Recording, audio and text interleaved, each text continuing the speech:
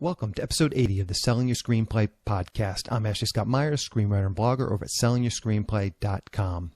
Today I'm interviewing Antonia Bogdanovich. She's the daughter of filmmaker Peter Bogdanovich and has slowly worked her way up the ranks to writing and directing her first feature film, a crime drama called Phantom Halo. We get into some really good detail about how she got this script produced, so stay tuned for that. If you find this episode valuable, please help me out by giving me a review in iTunes or leaving a comment on YouTube or retweeting the podcast on Twitter or liking us on Facebook. These social media shares really do help spread word about the podcast, so they're very much appreciated. A couple of quick notes. Any websites or links that I mention in the podcast can be found on my blog in the show notes. I also publish a transcript with every episode in case you'd rather read the show or look at something later on. You can find all the podcast show notes at www.sellingyourscreenplay.com/podcasts, and then just look for episode number 80. If you want my free guide, How to Sell a Screenplay in 5 Weeks, you can pick that up by going to sellingyourscreenplay.com/guide. It's completely free. You just put in your email address and I'll send you a new lesson once per week for 5 weeks along with a bunch of bonus lessons. I teach the whole process of how to sell your screenplay in that guide, how to write a professional logline and query letter, how to find agents, managers, and producers who are looking for material. Really is everything you need to know to sell your screenplay. Just go to sellingyourscreenplay.com/guide. Just want to mention two things I'm doing at Selling Your Screenplay to help screenwriters get their scripts into the hands of producers and agents and sell their screenplays. First, we've created a monthly newsletter that will be sent directly to producers. Every member of SYS Select can submit one logline per newsletter. I went and emailed my large database of producers and asked them if they would like to receive this monthly newsletter of pitches. So far, we have about 120 producers who have signed up to receive it. These producers are hungry for material and happy to read scripts from new writers. So if you want to participate in this pitch newsletter and get your script into the hands of lots of producers, sign up at sellingyourscreenplay.com/select. And secondly, we're now fielding leads from producers for screenwriters. We're doing a lot of outreach to try and bring in requests from producers for screenwriters. Last week we had more than 8 paid screenwriting leads. These are producers and production companies who are actively looking to buy material or are looking to hire a screenwriter for a specific project. If you sign up with SYS Select, you get these emailed directly to you several times per week. Here are a couple of real examples from last week's leads. We had a company looking for documentary script ideas. This was a paid project and they were looking for screenwriters who had ideas that could be turned into documentary films. We had a producer looking for a low budget, high concept black comedy in the vein of In Berg's The Guard and Seven Psychopaths. We had a production company seeking a female screenwriter to work directly with the director on an existing project that they were already developing. And we had a company seeking a micro-budget action thriller screenplay. They wanted deep, complex characters. Specifically, they were looking for a revenge thriller that would be ideal for what their needs are. They want something like Blue Ruin and Dead Man's Shoes in terms of the scope and size of the film. Anyway, these are just a small smattering of the leads that we published last week. A lot of these leads are still very much active, so if you join SYS Select now, you can still submit to them. And of course, we'll be bringing more leads in the coming week as well. So to sign up and get these sorts of leads emailed to you directly, just sign up at sellingyourscreenplay.com/select. A quick few words about what I'm working on. As I mentioned last week, I went to Delaware. As I mentioned last week in the podcast, this past weekend I went to Delaware to spend some time with the producer. I flew there with my writing partner Nathan Ives. We went to see a minor league baseball game, and we're going to need to incorporate this specific team into our script. We're going to do some other rewrites. We sat down with the producer. We're going to try and make the script a lot more family friendly. That was some sort of crass humor that Nathan and I put into the script originally, and I think this producer is very wise to have us basically just pull that back and make it very, very family friendly. This minor league baseball team is really all about family entertainment, so they're definitely not going to want to do anything that isn't really strictly family entertainment. It was good to meet the producer and the team he's putting together. He's kind of a sales guy. He's a real character, super outgoing, very talkative. He's got a good friend of his with a lot of practical production experience. He's a part of the team.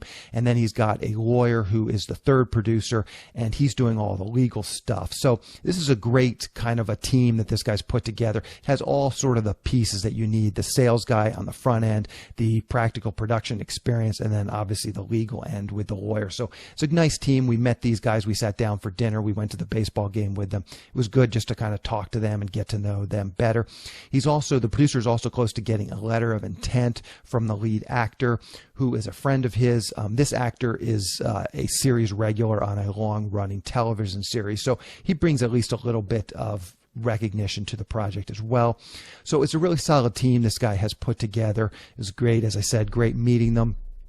It's still a long ways from getting produced, but he's definitely doing all the right things, and he's putting all the right pieces together.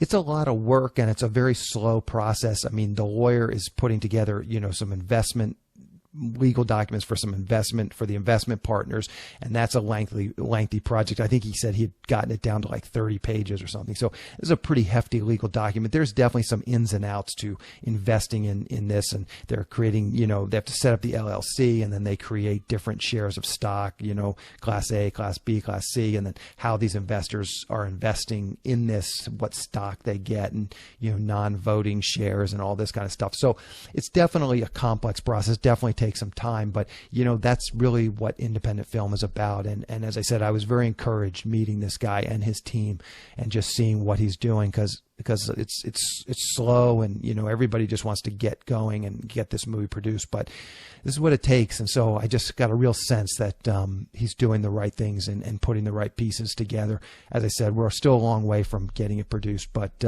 it does feel like it's moving forward. So that was encouraging. The other thing I'm working on, I've mentioned this a couple times on the podcast. I'm retooling my sci-fi horror thriller screenplay that I wrote last summer, just trying to turn it into something that could be shot on a micro budget. I might potentially shoot it on a micro budget myself. I have a friend who took a pass at the script. He's also a director, so I might work with him. He might direct it. So in the meantime, though, this director friend, he's a writer too, writer-director friend, he put it up on Inktip, the version that he rewrote, and he's actually got some interest from it. So we had a meeting last week with a director who liked it, got some of his ideas about kind of the direction of the script. We actually have another meeting this week. It might not be till next week, but within the next week or two, another producer who read it a few months ago, he's been out of town, he's back in town. So we're going to try and catch up with him in the next couple of weeks. So it's interesting, just if you have the right project, it seems like you can find some interest on Inktip. I've never actually sold or optioned anything through Inktip, but I have had some of these sorts of meetings like what I just described. So I definitely think Inktip is another great way to market your material if you've got something. As I said, this is kind of a low budget sci-fi horror thriller script. I don't get the sense that Inktip has a ton of, studio level producers looking for, $100 million movies, but I think there's a lot of producers looking for this sort of independent, let's say, less than $1 million production budget type stuff. So that's exactly what this is. And, looks like at the very least we've got a couple of meetings out of it. Anyway, so that's what I'm working on. So now let's get into the main segment. Today I'm interviewing Antonia Bogdanovich. Here is the interview. Welcome, Antonia, to the Selling Your Screenplay podcast. I really appreciate you coming on the show. Oh, you're welcome. My pleasure. So to start out, maybe you can just tell us a little bit about your background in the entertainment industry and kind of how you got to the point where you're writing and directing a feature film. Sure. I actually grew up in, I was born into the business. I think there's a shot of my mother pregnant with me, walking through a shot in my father's film Targets. My father was a film director and a writer, a screenwriter as well. I'm also an actor, and my mother was a production designer and then she became a producer. So, from the time I was pretty young, I had been exposed to film and the history of cinema quite a bit, because my father is a bit of a film, he's a cinephile, as they call them. Uh-huh. So I was around it, and when I was 18, I decided I wanted to work in the business, so I started as a production assistant and did a bunch of different jobs, odd jobs as you call them, in the film business. And then I decided I wanted to break away because my parents, it was daunting to have Peter Bogdanovich as your father and Polly Platt as your mother. So I decided I wanted to have my own identity. So I was a journalist for quite a while, but the film industry beckoned me back, and I think by that time I was mature enough to know what my strengths and weaknesses were in terms of film, and I wasn't intimidated by the fact that my father was a director. So I got back into it through directing theater and just writing screenplays. So that's kind of how I came about it. Okay. Being able to come back into it on my own terms with confidence. Yeah. I'm curious. And separate myself from his legacy, because he directed the Last Picture Show, so that's quite a film to compare yourself to any filmmaker, much less a daughter of somebody who directs a film like that. Yeah, no, for sure. Now, you did a lot of work as an actress, and I'm always curious to hear how people who go from acting to directing and writing, how much of that informs your writing, having a background as an actress. Maybe you can speak to that a little bit. That's an interesting question. I get asked that in terms of as a director, but as a writer, I'm not sure as far as acting, except that I think making sure that dialogue is always authentic and coming from a real place, so that these are people that are really talking. And I think from the exercises that we did in acting class, because I took quite a few different classes, sometimes that would last, like workshops, programs that would last up to a year. We learned we did a lot of exercises where we're just acting and reacting and listening. And if you're really listening and you're reacting to somebody who's coming at you, it's an authentic, the words that come out of your mouth are authentic. So I think that's what I really learned as an actress, is to make sure that the dialogue always seemed real, like these are real people talking. Yeah. You just mentioned you had worked for quite a while as a journalism. I'd be curious to hear how you feel like that informed your writing. I mean, journalism, typically it's like you're just pounding out a lot of words, a lot of articles, and that can be great training for a screenwriter. And there's quite a history of journalists becoming screenwriters. There's numerous instances of this. So I wonder if you can speak to that a little bit, how, working as a journalist for all those years maybe helped you as a screenwriter. Yes. I mean, I was a part-time journalist. I did have a lot of experience with it, but I wouldn't say that I was, I made a career of it, but I certainly learned a hell of a lot from deadlines. Like, the hardest thing about being a screenwriter is actually finishing a screenplay and then doing drafts, rewriting, because writing is all rewriting. The process of getting to a finished product is the rewrite. And a lot of people don't have the discipline. Well, I had to finish these articles, like you said, on time. There was a deadline. Sometimes I'd have 3 days to write it. Also, grammar, punctuation, expressing myself, being able to put, what's in my head into words. That was amazing. I learned so much from being a journalist by having to do that. I was forced to do that. And my writing improved tremendously. Yeah. So let's dig in. Yes, I learned a lot from that. Yeah, for sure. So let's dig into your latest film, Phantom Halo. Maybe you can start out by just giving us a pitch or a logline for the film. I always link to the trailer and the show notes and that kind of thing, but maybe just a quick pitch of the film for people that maybe haven't seen the film or haven't seen the trailer. Sure.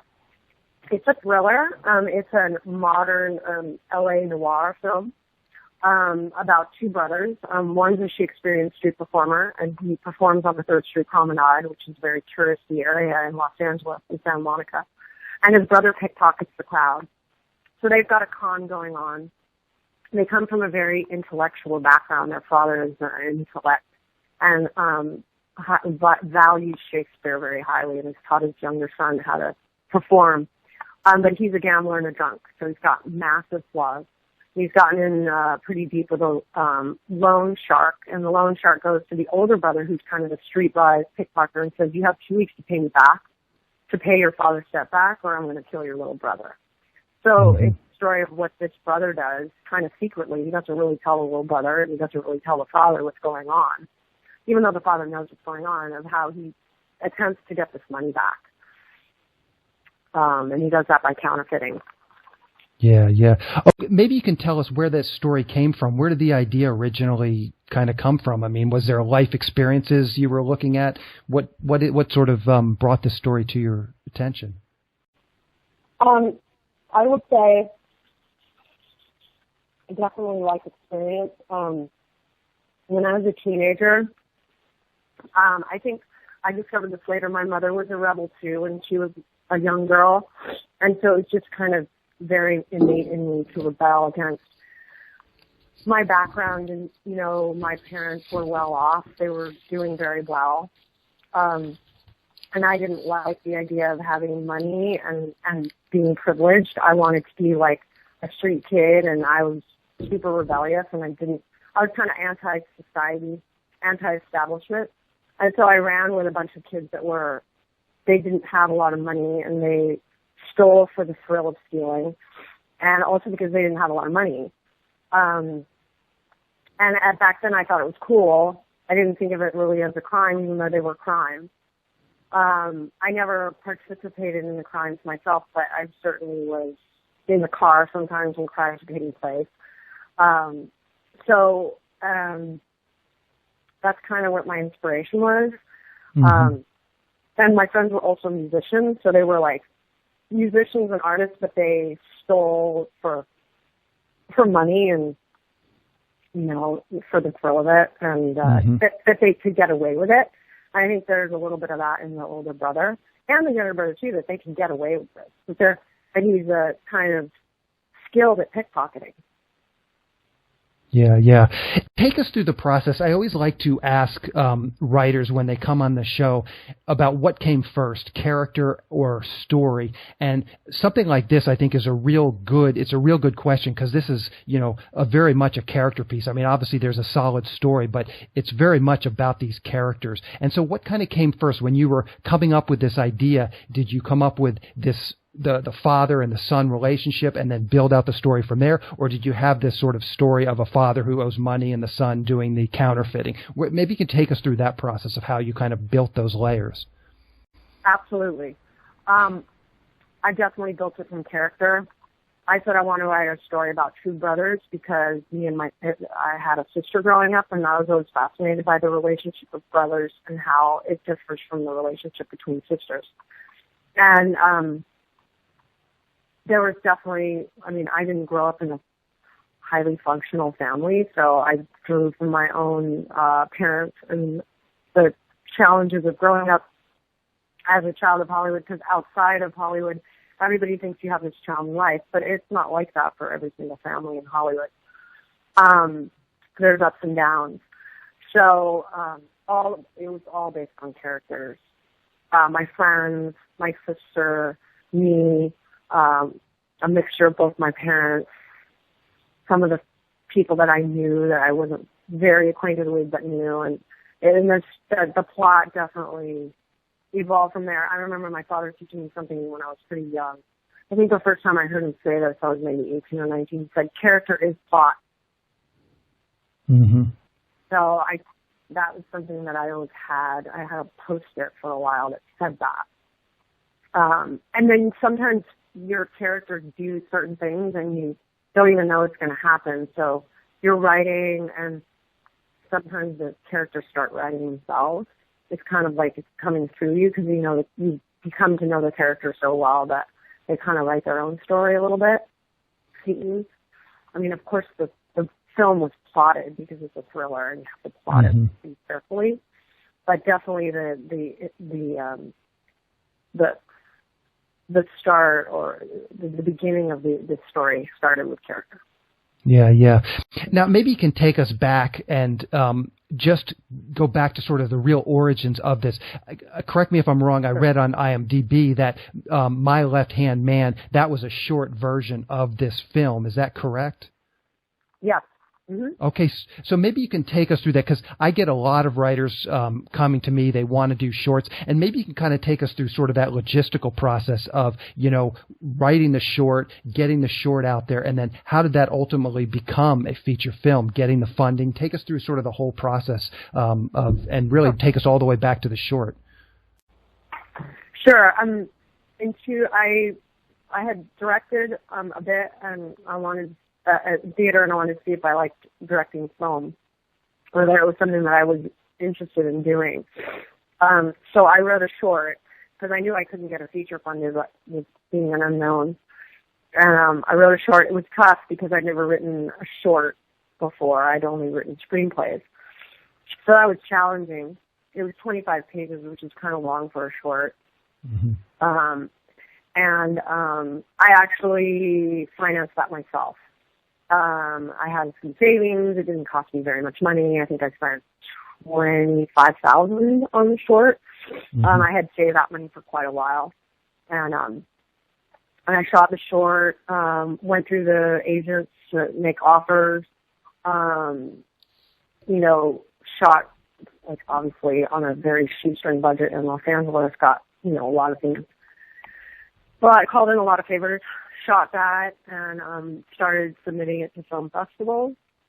And I got Thomas Brody Sangster to come and do the short, and paid for his ticket to come out to Los Angeles because he lives in London. And at the time I thought, I'd really like to turn this into a feature. And I asked him if he would be interested when we were shooting. He's like, sure. So that's and then I went the festival route, and then I decided to start writing the feature, and I used the feature script and the short to raise money. And I got little pieces from various investors up in, mostly in the Bay Area, because that's where I live. Mm-hmm. But the short helped tremendously. Thomas Brody Sangster. My father helped, obviously. He was on as an executive producer. I think just the confidence that he would be there in case I needed help made the investors feel more secure. But really, they invested in me and the short, because they usually don't. I mean, an executive producer and Peter, he got on the phone with him and said, I have confidence in my daughter. She knows what she's doing. It's not like he was holding my hand in any way. Just like Ivan Reitman's son, or Sofia Coppola, we all have to start somewhere. So but it was still hard to raise money. It still wasn't easy. Yeah, and we'll get back to that in a second. Maybe we can go take a step back to the festivals. I always like to just get a sort of a sense of the scope. I think a lot of writers that have never, sold anything or optioned something, they think, oh man, if I could just get that one script produced, it's all smooth sailing. But, you get that movie produced, even a short, it's still quite a bit of work to just get into festivals. So maybe you can talk a little bit about that. How many festivals did you enter? How many did you get, turned down? Did you win some awards? Sort of just what that looks like. Because I've been on the independent film circuit where, you submit to 10 festivals and you're lucky if you get into one. So it can be kind of a grueling, brutal wake-up call if you're not prepared for it. It was definitely a brutal wake-up call. For me, I submitted to way more than 10 festivals. I probably submitted to over 50, and I got into maybe 3 or 4, and they weren't good festivals.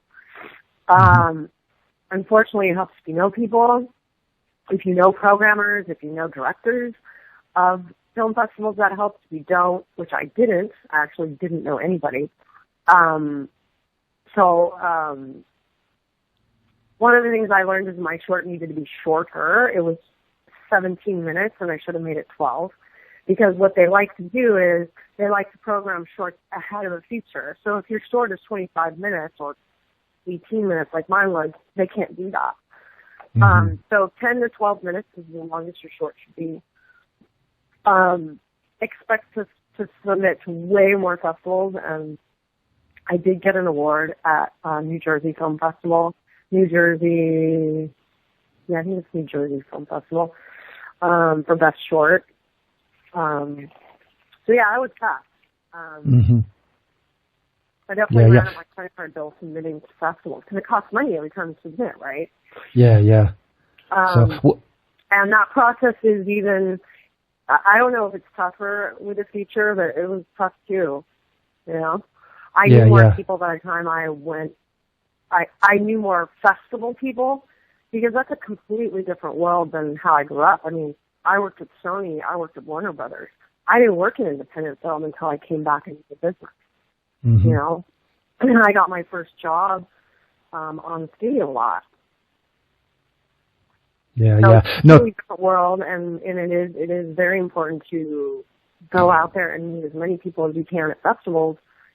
You know, it's all about who you know. It really is, unfortunately. Yeah. So, well, thank you for sharing that, because I think that's really important for people to realize as they're submitting their own films. There's going to be a lot of rejection, and there's no shame in that. That's just part of the process. Absolutely. And it is hard. Like, I have gotten really good at being rejected. I was not good at that when I was younger. And I would say that's one of the reasons why I quit the business. I mean, there was a multitude of reasons.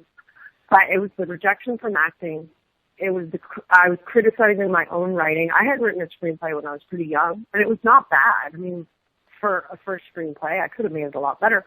But I just gave up because I was judging my own work. We have to try really hard not to judge our own work. We just have to try really hard to write and rewrite and write and rewrite. And if we're not happy with our script, get notes and then go back and rewrite. It's really, I know I sound like a broken record, but I can't tell you how important that is. And I went through that with this film.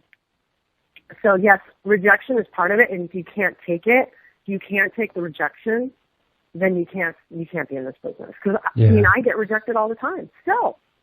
Yeah, for sure. So now every process of this is a rejection, and then there's one yes. There's always one yes, you know. So let's move ahead now to, so you've done the short, you've written this script, and now you're going out to get funding. Maybe you could just kind of tell us a little bit about that process, like, you know, getting those meetings with investors. How do you actually get those meetings? How do you meet people that potentially could give you money?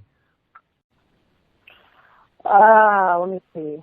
How did that work? I knew a few people because I worked on my dad's film. I helped get funding for She's Funny That Way. That's why I have a co-executive producer credit on his film. So I knew a couple of investors, and then you just meet other investors through meeting that investor, and it's just meeting as many people and asking, say, hey, can I pitch this to you? Having a business plan, having an investment plan, or a business plan it's called. So it's just through people that I would meet. I'm trying to figure out how I met the first guy. How did I meet him? I was introduced to him by an agent, a voiceover agent. And then he knew a guy. But the investors I got for my film, they had nothing to do with, they weren't down in Hollywood, so it's just meeting people up here in Silicon Valley. Yeah. And maybe just give us a tip or two. I mean, you know, I have friends that do this, and I've done it myself, and a lot of it is just as simple as, you know, everybody you meet, you have to kind of be willing to put yourself out there and say, hey, do you know anybody? And if you meet someone and they say, no, I'm not going to invest, you have to follow up with, well, do you know anybody else? Just to kind of keep that, you know, line going. And maybe you can just give us some tips for meeting those people and getting in those rooms with those people. Well, you have to have actors attached. You can't raise money without actors attached. So the first thing that you can do is get a casting director to help you, and if the script is good and you have some kind of, I mean, it differs with each project, but nowadays I don't think you can raise money without actors attached. And you can't really ask an investor if he turns you down, do you know any other investors? You can't, that's not professional. I don't, yeah, I just, was through meeting, it was just through people I knew in the business. Mm-hmm, mm-hmm. Well, let's go ahead and. I don't think writers are really responsible for raising money. That's something that producers do, and I'm not really a producer on my film, so that's more of a producer question than a writer question. Sure. So, well, maybe you can tell us, how can people see Phantom Halo? Just tell us about maybe the release schedule. Is it going to be released on video demand soon, or? Yeah, it comes out on June 19th, which is next Friday. It's a limited theatrical, so it'll be in 10 cities, in 10 theaters. So LA and New York, Chicago, San Jose, because I live in San Jose, so I was able to get a theater here, Florida, and it'll come out on VOD the same day. So it'll be on iTunes and demand, probably DirecTV and Comcast on demand, I think. Okay, perfect. And I always like to just end the interview by asking how people can follow you or keep up with what you're doing. If you have a Twitter handle or a Facebook page or a blog or anything you feel comfortable sharing, I can put those in the show notes. Oh, yeah, sure. I have 2 Twitter accounts. One's my own personal, which I haven't really been using that much because we've been doing a lot of tweeting on my, so it's at Antonia 2000 would be the Twitter. And then the Phantom Halo, where you can find clips of the film, is Phantom Halo 2014. At Phantom Halo 2014. Perfect. So, well, Antonia, you've been very generous with your time. I really appreciate this. I really enjoyed your movie, so I really wish you luck with it. Oh, I'm so glad you saw it. Okay, great. I hope I said that right. It's at Phantom Halo 2014, and the other one is at Antonia 2000. Perfect. And then there's station8films.com, but I would say Twitter is better. And I'm also on Facebook. It's kind of become, Phantom Halo has a Facebook page, and also I have a Facebook page that I mostly use for professional reasons. I don't really post a lot of personal stuff on there. So people can definitely get in touch with me or see what's going on through that as well. Okay, perfect. Yeah, I can track all that down, and I'll double check it. And as I said, I'll link to it in the show notes so people don't have to scribble it down or anything. They can just find the show notes and click straight over. Again, you've been very generous with your time. I really appreciate this. This has been a great interview. Thank you. Hey, I appreciate it too. Thank you so much. Have a great afternoon. You too. Good luck with the film. Thank you so much. Thank you. Bye-bye. Bye. A quick plug for the SYS Screenwriting Analysis Service. It's a really economical way to get high-quality professional evaluation for your screenplay. When you buy our 3-pack, you get evaluations at just $67 per script for feature films and just $55 for teleplays. All the readers have professional experience reading for studios, production companies, contests, and agencies. You can read a short bio of each reader on our website, and you can pick the reader who you think is the best fit for your script. Turnaround time is usually just a few days, but rarely more than a week. The readers will evaluate your script on 6 key factors: concept, character, structure, marketability, tone, and overall craft, which includes formatting, spelling, and grammar. Every script will get a grade of pass, consider, or recommend, which should help you roughly understand where your script might rank if you were to submit it to a production company or agency. We provide analysis on features and television scripts, and you can also do proofreading. So if you want to do an analysis but would like someone to proofread your script, we offer that as well. As a bonus, if your script gets a recommend from a reader, you get a free email and fax blast to my list of industry contacts.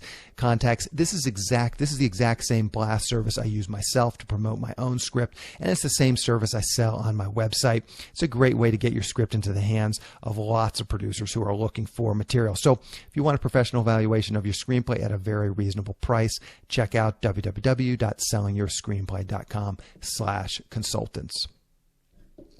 In the next episode of the podcast, I'm going to be interviewing Alan Trezza. He recently wrote a film called Burying the X, which was recently produced and directed by Joe Dante. We get into some real detail about how he's got his career started and how he got this film produced. This is a great example of a writer just really putting on the producer hat and just taking this project and pushing it, taking it and carrying it over the finish line. Again, he goes into some real detail about how he did this and how he kind of put this project together. He had some interest on the script, but just nothing quite caught. And it never would have gotten produced if this writer hadn't kind of just put it on his shoulders and carried it across the finish line. So this is a great interview for a lot of writers that, are having trouble getting some traction because, ultimately writers can take their project and kind of, take it where they want. It's their project, and if they have enough persistence, they can go and get it produced. So keep an eye out for this episode next week. So to wrap things up, I just want to touch on something from today's interview with Antonia. One of the things she suggested was to hire a casting director. I've had some other writers mention this as well on the podcast. Other writers have mentioned hiring a casting director, and I've gotten a lot of questions over the years from screenwriters asking me, how can I get talent attached to my project? How can I get an actor attached to my project? So hiring a casting director is the best way to get talent attached to your screenplay. I mean, it's kind of just the tried and true. It's like, the right way to do it. The simple, that's kind of how the industry works. And it's actually a very straightforward process, which I'm going to explain here. What you're going to want to do is go into IMDb Pro and look up some films that are similar to your script in terms of budget and in terms of, what actors you might like to see in your finished film. Then what you're going to want to do is just simply click down and find the casting directors that cast these films. On IMDb Pro, they will often have the contact information. So you find a film, you find a bunch of films, or maybe you even just find an actor and click through that actor's credits, see if that actor has done some lower budget independent films or just done some films that are similar to your film in terms of scope. Find those films and then dig down on those films and find the casting directors. As I said, IMDb Pro will often have contact information. So then you have either a phone number, an email address, and you can go ahead and contact that casting director. It's really that simple. And what you're going to want to do is just call them. Probably calling is better than emailing, but email might work. But you're probably going to want to pick up the phone and just call them and explain what you want to do and basically just ask them how much they would charge to come onto your project and potentially help you cast these lead roles. In the early stages of this, when you get into the production, like you have your budget and you're getting ready to produce, there might be dozens of roles that the casting director needs to cast. And those are not, names. They're not people that have some sort of cachet value. It's just, you want to cast the best actors you can. And that's kind of a different thing. That's not really what you're doing at this point. At this point, you're taking the 2, maybe 3 or 4 lead roles, and you're trying to find some actors that have some name recognition, and you're trying to get those actors attached onto those lead roles. The idea is then those will help you raise money. So let's talk just briefly about what exactly this casting director relationship is going to look like. Again, you're going to want to call them. You're going to want to be as professional as possible. You don't want to sound like a novice, even though you may be a novice. You want to just, be professional, smart, articulate, and explain what you want to do. You want to cast these few roles in your script. How much would they charge? I've heard of, writer producers finding decent casting directors who will do this initial casting for around $2,000. I've never heard of anything cheaper than that. Doesn't mean you couldn't potentially find it, but I would say that's sort of the low end is $2,000. I've also definitely heard of writer producers, hiring casting directors and paying more like $10,000. So I would say that's kind of the range, $2,000 on the low end, and you should be able to find someone decent if you're willing to spend up to $10,000. Now keep in mind, we're not talking about the casting director from Avatar. I don't know what they charge, but it's not going to be $10,000. It's going to be a lot more, and they're frankly probably not even going to want to have anything to do with you. So you're going to want to find smaller films, and those are the casting directors that, they're just like anybody else. They're looking for work. They need to pay their bills, and so if you present yourself in a professional manner, it's quite likely that at the very least they will talk to you, and if you're willing to pay them something, they will be willing to work for you. So that's kind of how that relationship is going to work. Now, that's sort of the range of the price. That's sort of how the relationship is going to work. What's going to happen is you're going to come up, what's going to happen is the casting director is going to read your script, and you're going to say, okay, these are the main roles. These are the best, the meatiest roles, the roles that we think we can get some talent. It might, in some cases, not even be the lead role. Like if you're going for a lower budget film, there might be like a meaty role, a well-developed character, a meaty role, but someone that you don't necessarily need every day of your shoot. And you might be going to try and cast that because there might be someone that's, a mentor to the protagonist, somebody who is seen throughout the script, but you could probably shoot them out in like 2 days. You might want to cast those roles because you're not going to have to pay someone a lot of money to just get them to come and shoot your film for 2 days. So again, this is going to be discussions you're going to have with your casting director. What roles are we going to go out for and try and get somebody. I mean, if you're going to go for your protagonist, your female lead, your antagonist, those are typically roles that you're going to need for the entire shoot, and that's going to be potentially expensive. So you've got to think about sort of what your budget is going to be and how you're going to go about raising the money for this.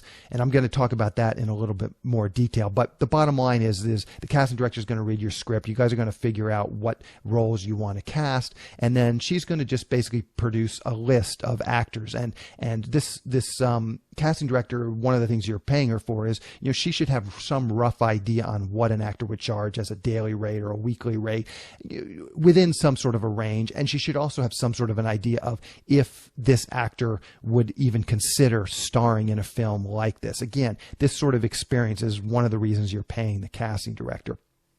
So she's going to come up, the casting director is going to come up with a list of, 4 or 5, maybe 8 names of who she thinks might be good for these roles. You can, you're working with the casting director. You can obviously suggest people as well. She may say, well, we're never going to get those people on this sort of a budget or on this sort of a project, so forget it. Or they may say, great, we can put them on the list. So you're working with your casting director. You're going to come up with lists. As I said, if you're casting, let's say 2 or 3 roles, you're going to come up with, 5 or 6 actors per role. So that might be, 15 actors that you're going to submit your material to. And there might be a certain hierarchy, like you want this actor more than this actor. So then the casting director is going to start submitting the screenplay to the actors' agents.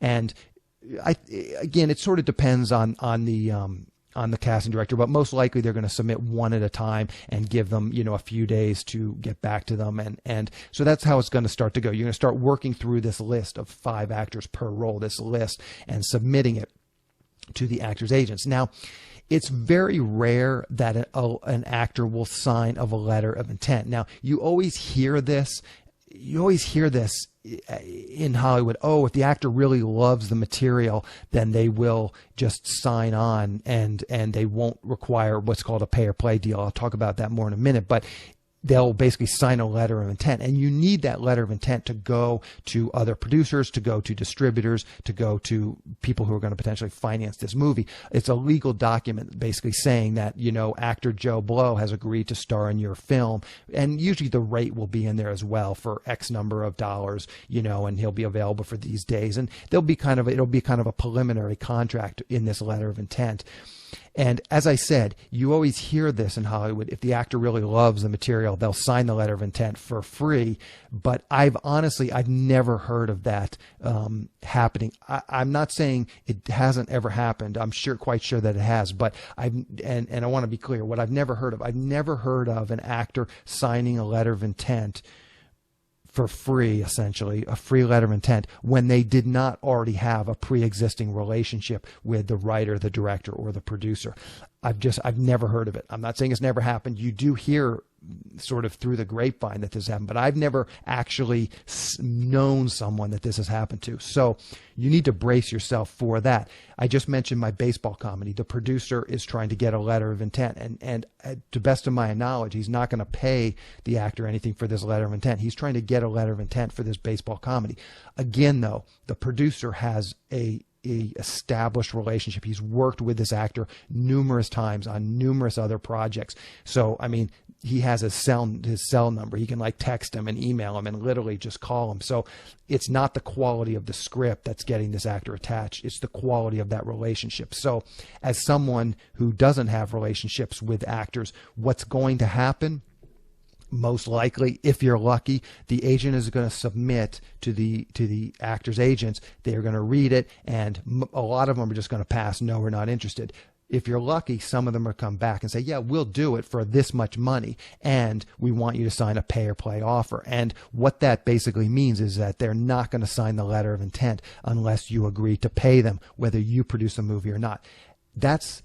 And even that is not that easy to always get. A lot of these actors, have many offers on the table, so they're going to choose the projects that they like the best. They're going to look at this project as a whole. Well, does this project have a director who won Sundance? Does this project have a director who has gotten Actors Academy Award nominations? So they're going to look at the entirety of the project, not just the quality of the script. I suppose it's possible that they might read the script and be so blown away that they say, yes, I believe in this and I'll sign this letter of intent. But it's unlikely. Most likely what's going to happen is they're going to come back and say, yeah, I'll do this movie for, $100,000, but you're going to have to offer me a pay or play offer, which means if you don't make the movie, you still owe them $100,000. So they're not going to sign that letter of intent.